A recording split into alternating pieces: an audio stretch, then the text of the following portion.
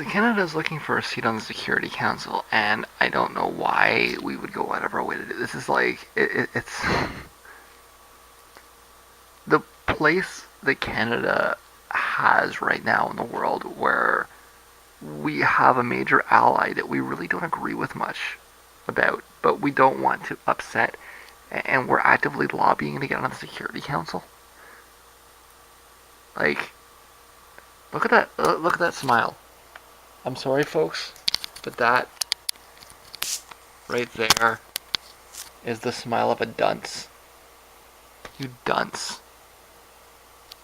Okay, Canada at this point in time should be doing everything they can to avoid something like this. Because we're going to come into conflict with the Americans on things.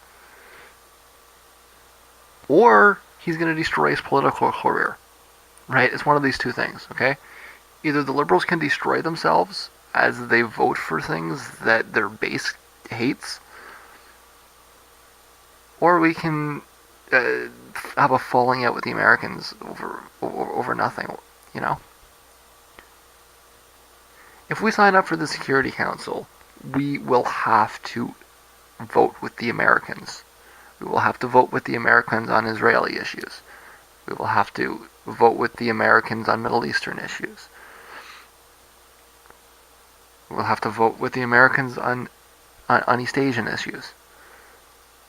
And if we don't, we're going to have to accept their wrath. And we don't want to do that, really, do we?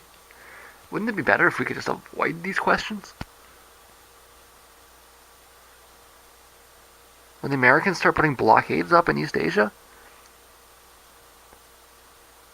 we don't want to support that. But if we're on the Security Council, we're going to have to.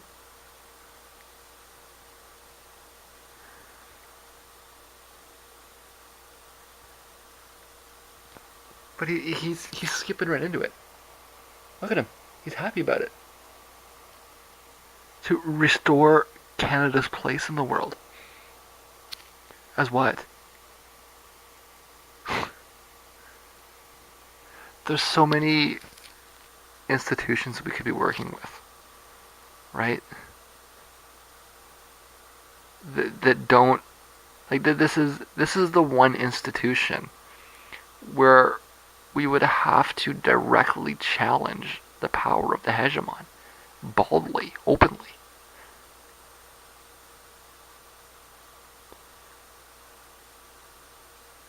Like, if we want influence, why don't we try maybe working back channels, you know, like,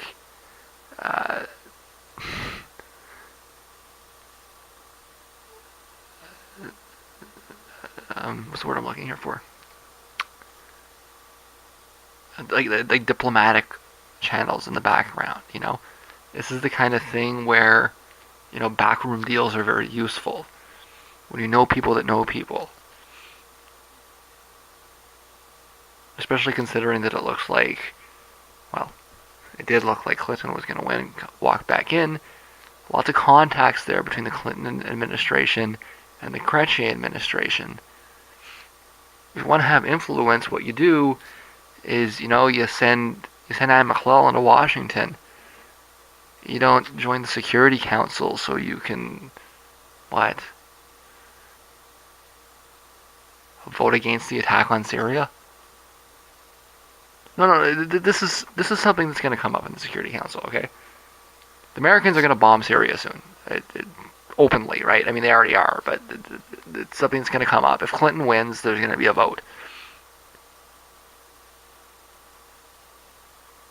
What, is he going to vote against it?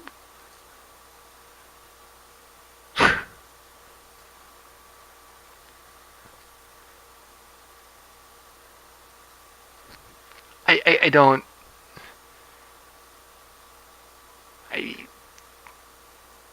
We won't let him vote for it.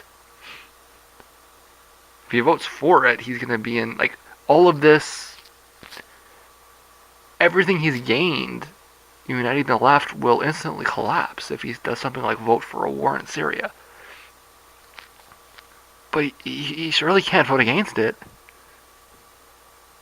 recognizing the consequences, which will probably be a near instant deposition. I,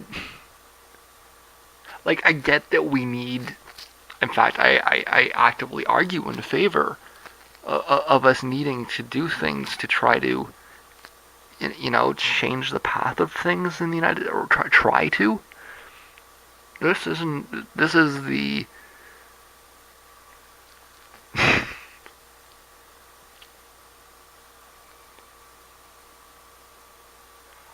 I can't.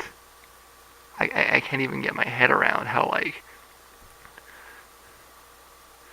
night. Okay, so the last time that Canada was on the UN Security Council was in 1999. A couple of things happened in 2001, and now we live in a different world than we did then, right? Like,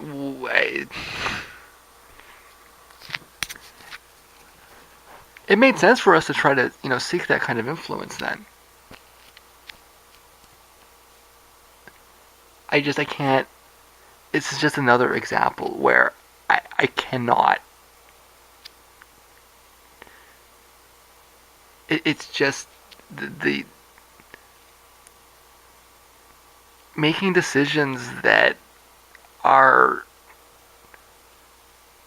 dated to 20 years ago, and apparent no real grasp of how things have changed in the world since then.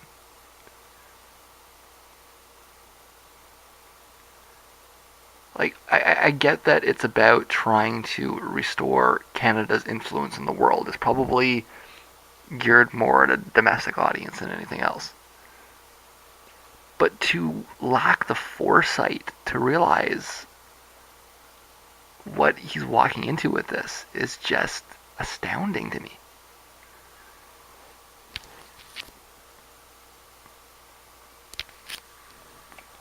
This could destroy him.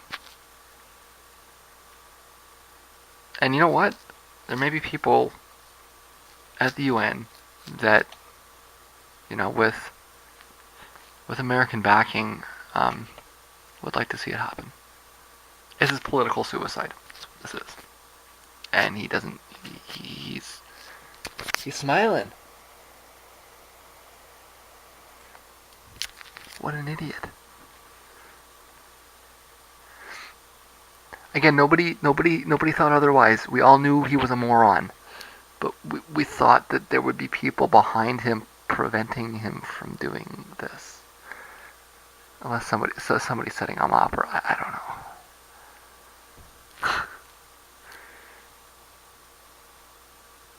Also, it would. I mean, he's talking this talk about free trade, and Canada won't be, right? As though free trade is popular in Canada. It would be useful to acknowledge that the rise of all of this xenophobia is a consequence of the failure of the free trade regime, rather than pretend the answer is more of the problem. Just, again, it's more cluelessness, but that's expected cluelessness. This is just something else.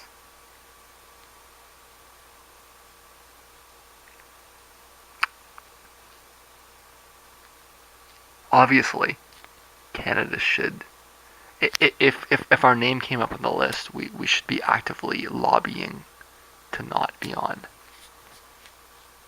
this council. Not, I mean it.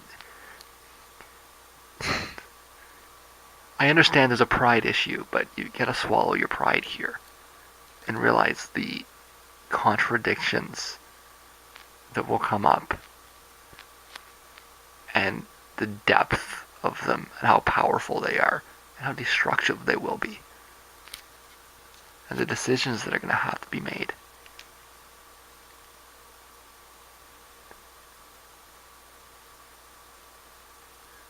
Americans want to bomb Syria, Justin.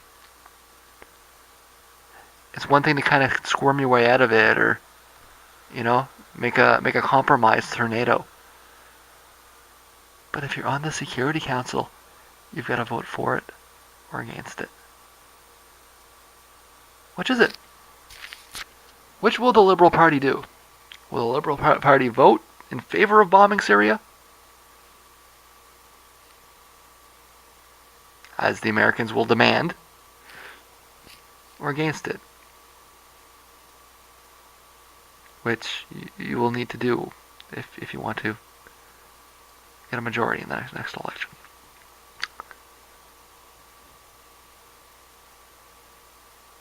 Hey, sunny days, keep smiling. Led right to the slaughter. Smile on, you fucking idiot.